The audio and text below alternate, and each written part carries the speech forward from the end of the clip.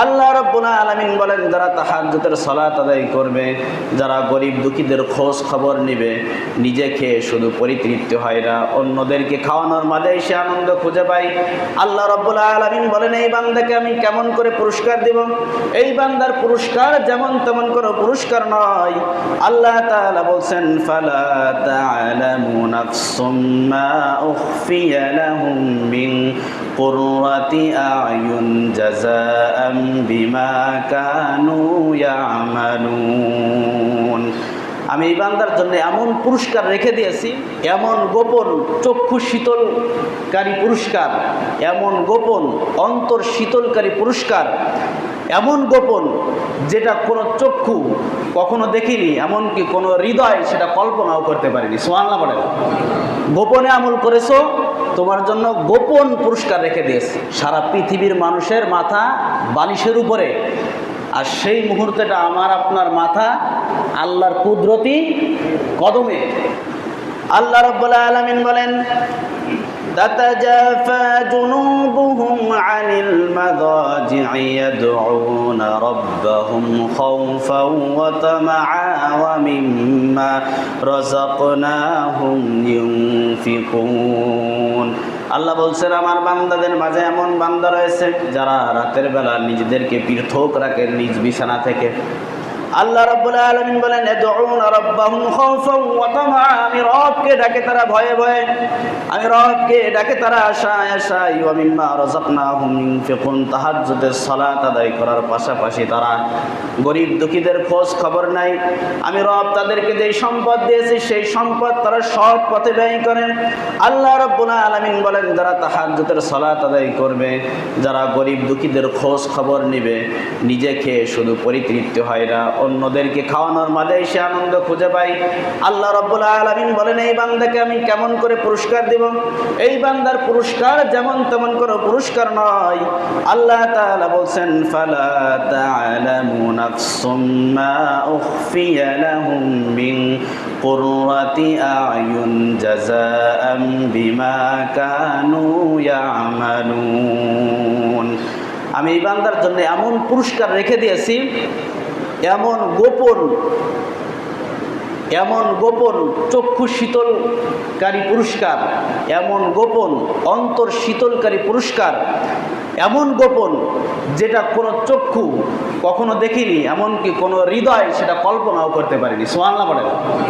গোপনে আমল করেছো, তোমার জন্য গোপন পুরস্কার রেখে দিয়েছে। যা এই দেখেন, আমার আপনার জন্য যে জান্নাত আল্লাহ বরাদ্দ করেছেন, ওই জান্নাতটা ফেরেশতারা এটা সাজাচ্ছে। আমি আপনি যেমন আমল করি, আমার আপনার জান্নাতটা সেইভাবে সাজানো হয়। তা ওই যে পুরস্কারগুলো আল্লাহ দিবেন, এই পুরস্কারগুলো ফেরেশতারা দেখতেছে। কি বলেন, ঠিক না? ফেরেশতারা দেখতেছে, কিন্তু এই যে তাহাজ্জুদের সালাত যারা আদায় করবে, এদেরকে এমন দামি পুরস্কার আল্লাহ দিবেন যেটা কোনো জিন, যেটা কোনো মানুষ, যেটা কোনো ফেরেশতাও কখনো দেখেনি। সুবহানাল্লাহ বলেন। আপনি যত বেশি গোপনে আল্লাহর ইবাদত করবেন, নফল যত বেশি গোপনে করবেন, আপনাকে দেখবেন আপনার মহল্লার মানুষ তত বেশি পছন্দ করবে, তত বেশি আপনি মানুষের কাছে প্রিয় হতে লাগবেন। যত বেশি করবেন, আর যত বেশি আপনি গোপনে পাপ করবেন, আপনি মানুষের কাছে তত বেশি ঘৃণিত হতে থাকবেন। আপনি পাপ করছেন, এটা মানুষের দেখার দরকার নাই, তবু আপনি মানুষের চোখে ঘৃণিত হতে লাগবেন। আর গোপনে যত বেশি নেক আমল করবেন, আপনি মানুষের কাছে তত বেশি প্রিয় হতে লাগবেন। মানুষের কাছে প্রিয় হওয়ার জন্য প্রকাশ্যে নেক আমল করা লাগে না। ইন্নাল্লাযীনা আমানু ওয়া আমিলুস সালিহাতি সায়াজআলু লাহুমুর রাহমানু বুদ্দা। আল্লাহ সুবহানাহু ওয়া তাআলা বলেন, যারা ঈমান আনে, নেক আমল করে, অতি সত্ত্বে তারা মানুষের প্রিয় হয়ে ওঠে। সুবহানাল্লাহ বলেন। এজন্য এটা একটা আমল, মানুষের কাছে ভালোবাসার পাত্র হওয়ার এটা একটা আমল, যে গোপনে নেক আমল করা যাবে তো ইনশাআল্লাহ।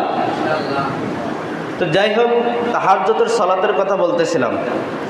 আল্লাহ রাব্বুল আলামিন বলেন, ইন্নাল মুত্তাকিনা ফি জান্নাতিন ওয়া উয়ুন আখিযিনা মা আতাহুম রাব্বুহুম ইন্নাহুম কানু ক্বাবলা যালিকা মুহসিনিন। আল্লাহ রাব্বুল আলামিন বলছেন নিশ্চয়ই মুত্তাকিরা থাকবে নাজ নেয়ামতে ভরপুর সেই জান্নাতে।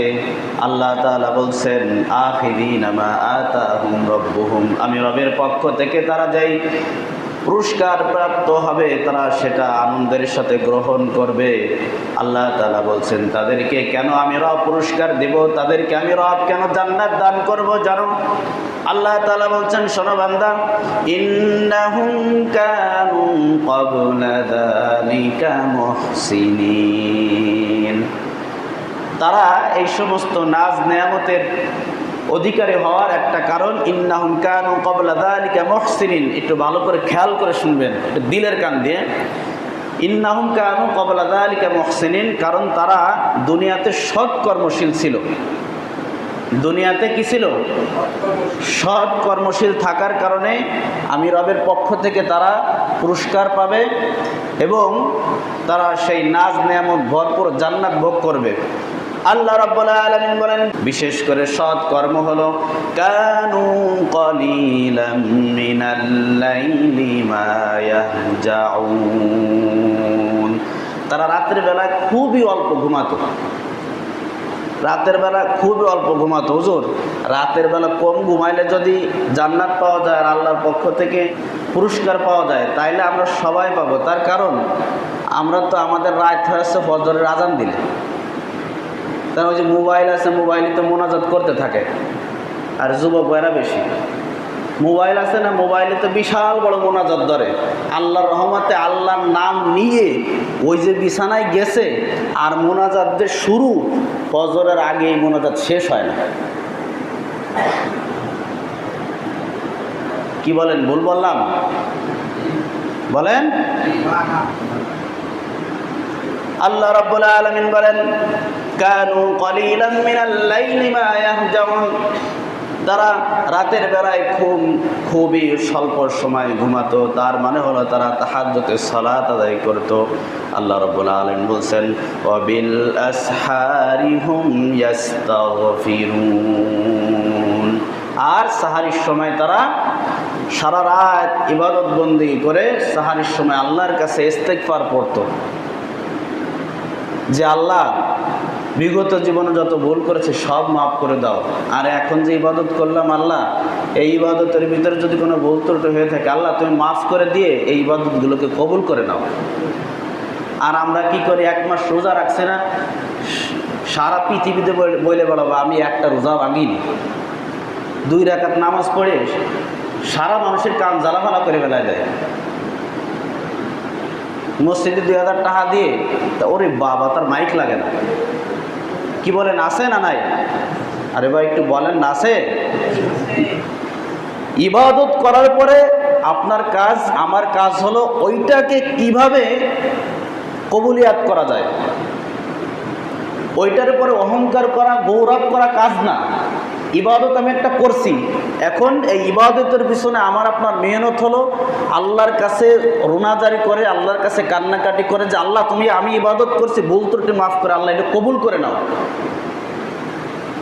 ইবাদতের পিছনে এই মেহনতটুকু করতে হবে। আর ইবাদত করে আমরা ফখর করি। আল্লাহ রাব্বুল আলামিন বলেন কানু কলিলাম মিনাল লাইলি মা ইয়াহজাউন, আমার মুত্তাকি বান্দাদেরকে আমি জান্নাত দান করব, পুরস্কৃত করব। তার ভিতরে 1 নম্বর সৎকর্ম হলো তারা রাতের বেলায় তাহাজ্জুদের সালাত পড়তো। 2 নম্বর তাদের কাজ হলো ওয়াফি আমওয়ালিহিম হাক্কুল লিসাইলি ওয়াল মাহরুম। আল্লাহ বলছেন যে তাদের সম্পদের মাঝে সাইল এবং মাহরুমদের একটা অংশ তারা রেখে দিত। সাইল এবং মাহরুম উভয়ই গরিব। সাইল বলা হচ্ছে এমন গরিবকে যারা মানুষের কাছে হাত পাতে, মানুষের কাছে মুখ ফুটে চায়, এদেরকে বলা হয় কোরআনের ভাষায় আরবিতে সাইল। আর মাহরুম বলা হয় এরাও গরিব কিন্তু যারা মানুষের কাছে চাইতে পারে না, মানুষের কাছে যাইতে পারে না। এই 2 শ্রেণীর ব্যক্তি, দরিদ্র ব্যক্তি আমাদের সমাজে আছে। কি বলেন, আছে না নাই? আছে। আমি আপনাদেরকে আবারও বলতেছি, আমি আপনাদেরকে আবারও বলতেছি যে ওই যারা মানুষের কাছে চাইতে পারে এরা মানুষের কাছে চেয়ে নেয়, কিন্তু যারা মানুষের কাছে চাইতে পারে না তাদের কাছে আপনারা যান, তাদেরকে দেখে দেখে খুঁজে খুঁজে আপনারা কিছু দেন। এতিম বাচ্চা আছে, অসহায় লোক আছে, রিক্সা চালিয়ে খায়। রিক্সা চালানোর কথা পাওয়া যায় না, তার কারণ তারাও তো 40-50 হাজার টাকা কামাই করে, কি বলেন, ঠিক না? যাই হোক, এরকম দরিদ্র যারা আছে তাদের সন্তানদেরকে একটা ঈদের নতুন কাপড় কিনে দেন। নতুন কাপড় আপনি কিনে দেবেন, ওর মুখের দিকে তাকিয়ে আপনি যে আনন্দ পাবেন মিয়া, সেই টাকা রেখে দিয়ে আপনি বিরিয়ানি খাইলেও সেই আনন্দ পাবেন না, কি বলেন, ঠিক না? এত খুশি হবে। আল্লাহ রাব্বুল আলামিন বলেন, ওয়াফিল আরদি আয়াতুল লিল মুকিনিন, মুমিনদের জন্য পৃথিবীতে অসংখ্য আমি রবের নিদর্শন রয়েছে, এমনকি ওয়াফি আনফুসিকুম আফালা তুবসিরুন, তোমাদের নিজের দিকে তোমরা তাকাও, আমি রব তোমাদের প্রতি কতটা অনুগ্রহ করেছি। আল্লাহ রাব্বুল আলামিন বলেন, বান্দা শোনো, ওয়াফিস সামাই রিজকুকুম ওয়া মা তুআদুন, ওয়াফিস সামাই রিজকুকুম ওয়া মা তুআদুন। খেয়াল করেন সবাই,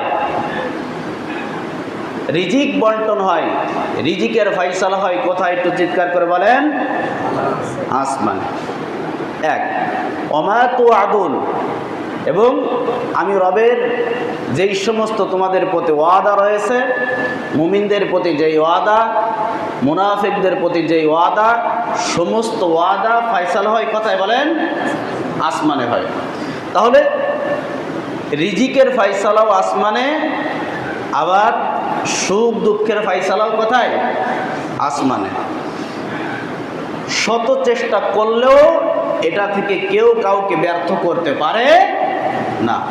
আল্লাহ রাব্বুল আলামিন বলেন, এটা কতটা সত্য, সব কিছুর ফয়সালা যে আসমানে হয় এটার সত্যতা কতটুকু আল্লাহ বলছেন, ফাওয়ারাব্বিস সামাই ওয়াল আরদি ইন্নাহু লাহাক্কুম মিসলা মা আন্নাকুম তানতিকুন।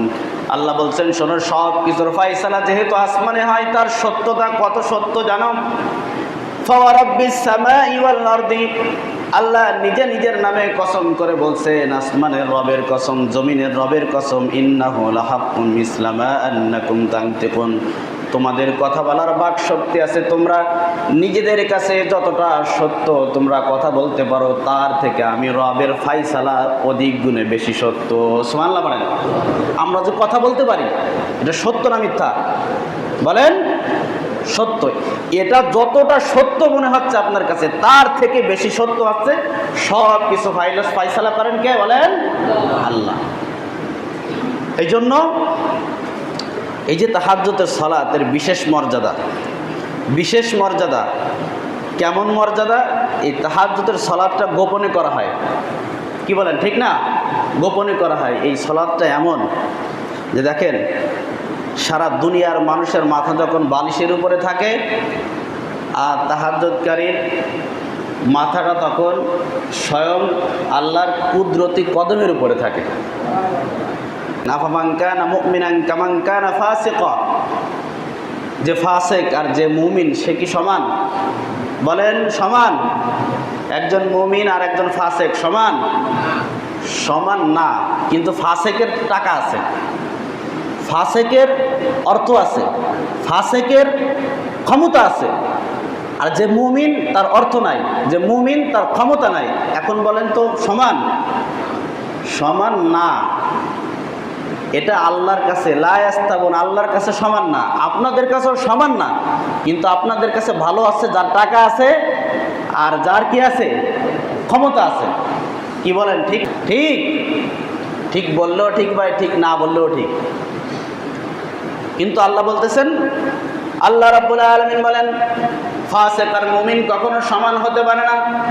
আল্লাহ তাআলা এর একটা পার্থক্য তুলে ধরছেন, দুটি আয়াতে দুইজনের পার্থক্য তুলছেন। আল্লাহ বলছেন আফামান কানা মুমিনান কামান কানা ফাসিকা লা ইয়াস্তাবুন আম্মাল্লাযীনা আমানু ওয়া আমিলুস সালিহাতি ফালাহুম জান্নাতুল মাওয়া নুজুলাম বিমা কানু ইয়ামালুন।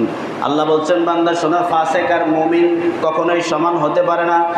যারা নেক আমল করবে, যারা মুমিন হবে, আল্লাহ বলছেন ফালাহুম জান্নাতুল মাওয়া, আমি রব তাদের জন্য জান্নাত প্রস্তুত করে রেখেছি, তাদের বাসস্থান হলো জান্নাত। নুজুলাম বিমা কানু ইয়ামালুন, তাদের জান্নাত দেওয়ার কারণ হলো তারা দুনিয়াতে সৎ কর্ম করেছে।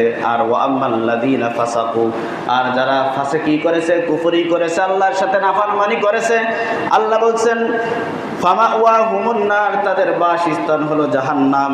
কুল্লামা আরাদু আইয়াখরুজু মিনহা উঈদু ফিহা ওয়া ক্বিলা লাহুম যুকু আযাবান নারিল্লাযী কুনতুম বিহি তুকাযযিবুন। সেই জাহান্নামীরা যখন জাহান্নাম থেকে বের হতে চাইবে, উঈদু ফিহা, জাহান্নামের মাঝে আবার তাদেরকে ঠেলে দেওয়া হবে। ওয়া ক্বিলা লাহুম যুকু আযাবান নারিল্লাযী কুনতুম বিহি তুকাযযিবুন, আর তাদেরকে ঠেলে দেওয়া বলা হবে যে তোমরা এখানেই থাকো, আর তোমরা যেই জিনিসকে অস্বীকার করতে জাহান্নামের আগুনকে, সেই অস্বীকার জিনিস তোমরা আজ ভোগ করতে থাকো। নাউজুবিল্লাহ পড়েন। এই জন্যই সমান না। যাই হোক, তাহাজ্জুদের সালাত এটা আমরা আদায় করব, 2 নম্বর। 3 নম্বর আমি যেটা বলছিলাম, রমজান মাসে সবচেয়ে বেশি যেটা আমরা করেছি সেটা হচ্ছে কোরআন তেলাওয়াত। কি বলেন, ঠিক না ভাই? যারা কোরআন তেলাওয়াত করতে পারতো না, আমি বলছি না যারা তারাবির নামাজ পড়িনি, যারা এই আমলগুলো করিনি, আমি তাদেরকে কিন্তু বলতেছি না, আফসোস নিতে পারেন, চলে গেছে, ইচ্ছা করলেও আর পারবেন না, বারবার বলতাম আমি। অনেকে দেখেন কোরআন তেলাওয়াত করতে পারতো না, কিন্তু কোরআনের মোহাব্বতে কোরআন নামাজের মাধ্যমে তেলাওয়াত এসে শুনতো। কি বলেন, আছে না? 2 কাতার প্রথম দিন ভরে গেছিল শেষ পর্যন্ত। এই জন্য এই কোরআনকে আমরা যেন, রমজান মাস চলে গেছে, এই কোরআনকে যেন আমরা অপমানিত না করি, পরিত্যক্ত বস্তুতে পরিণত না করি। কারণ আল্লাহ রসুল বলছেন ওয়াকালা রাসূল ইয়া রাব্বি ইন্না কওমি ইত্তাখাযু হাযাল কুরআনা মাহজুরা। রাসূল সাল্লাল্লাহু আলাইহি সাল্লাম আল্লাহর কাছে সেই উম্মতদের প্রতি এই অভিযোগ তুলবে যে আল্লাহ, আমার এই উম্মতেরা কোরআন পরিত্যক্ত বস্তুতে পরিণত করেছিল। সেটা কিভাবে? 1 নম্বরে কোরআন তেলাওয়াত করতো না, 2 নম্বরে কোরআন তেলাওয়াত শুনতো না, 3 নম্বরে কোরআনের উপর আমল করতো না। তাহলে যে কোরআন তেলাওয়াত করে না, যে কোরআন তেলাওয়াত শোনে না, যে কোরআনের উপর আমল করে না, তার মানে কোরআন তার কাছে কিছু না। তার মানে কোরআন তার কাছে কিছুই না।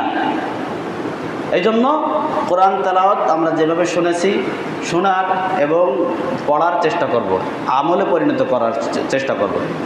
রমজান মাস আমাদেরকে যেটা ট্রেনিং দিছে যে আল্লাহ ভীতি, আল্লাহর ভয়ে 1 ফোঁটা পানি আমরা খাইনি। এভাবে প্রত্যেকটা ব্যাপারে আল্লাহর ভয় হৃদয়ের ভিতরে রেখে দিব। 5 নম্বরে রমজান মাসে আমরা সবথেকে বেশি দান সদাকা করেছি। এই কাজের উপরেও আমাদেরকে কায়েম থাকতে হবে। পারা যাবে না ইনশাআল্লাহ?